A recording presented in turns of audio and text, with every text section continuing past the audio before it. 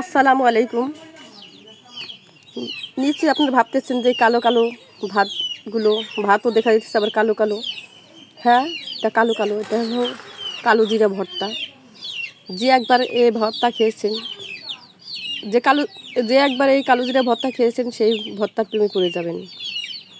এটা মুখের চাপা না, এটা সত্যি কথা।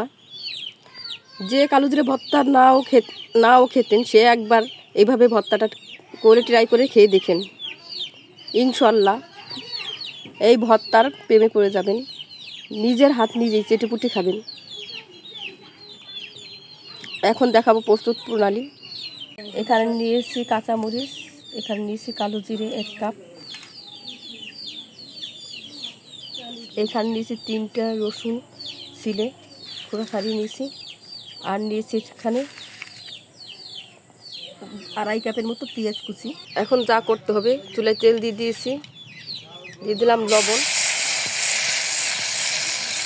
দিয়ে দেবো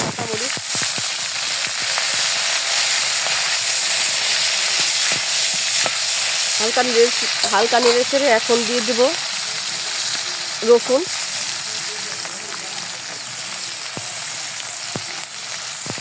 রসুনটা আমার কালার চেঞ্জ হয়ে আসছে, এখন আমি পেঁয়াজগুলো দিয়ে দেবো।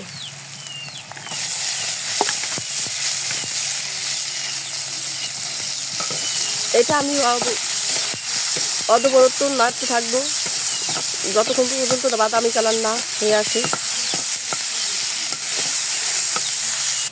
বাদামি কালার হয়ে আসছে, আমি এখন এইগুলো নামিয়ে নিব।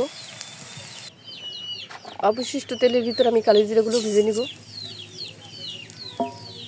মিডিয়াম আছে। বুঝবেন কিভাবে যে কালো জিরা ভাজা হয়ে গেছে? পুটপুট শব্দ হবে, দেখেন এরকম শব্দ হবে, তখন ভাববেন যে কালো জিরা হয়ে গেছে। যখন পুটপুট শব্দ সব বন্ধ হয়ে যাবে, বন্ধ হয়ে গেছে, এখন আমার কালি জিরাটা আমি নামিয়ে নিব। এখন যা করতে হবে, প্রথমে কালি জিরাটা আমি শিলপাটা বেটে নিব। কালো জিরাটা বাটা হয়ে গেলে তারপরে ওই মশলাটা আমি বেটে নিব।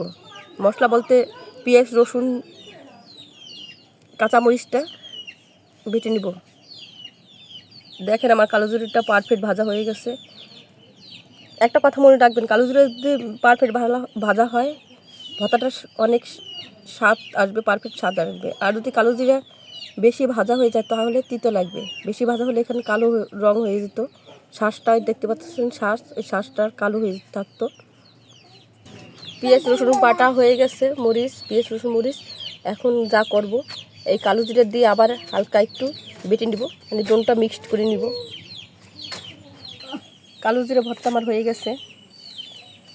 দেখেন, যে নাও খেতে চাবে সে ওই ভর্তাটা চেটেপুটে খাবে, একবার খেলে হাত চেটেপুটে খাবে, গ্যারান্টি সহকারে বলতেছি। এইভাবে যদি পারফেক্টভাবে আমি যেভাবে দেখেছি সেভাবে করেন। আজকে এই পর্যন্ত, আবার নতুন কোনো ভিডিও নিয়ে আপনাদের সামনে উপস্থিত হবে। সে পর্যন্ত ভালো থাকুন, সুস্থ থাকুন। আসসালামু আলাইকুম রহমতুল্লাহি ওয়া বারাকাতুহু।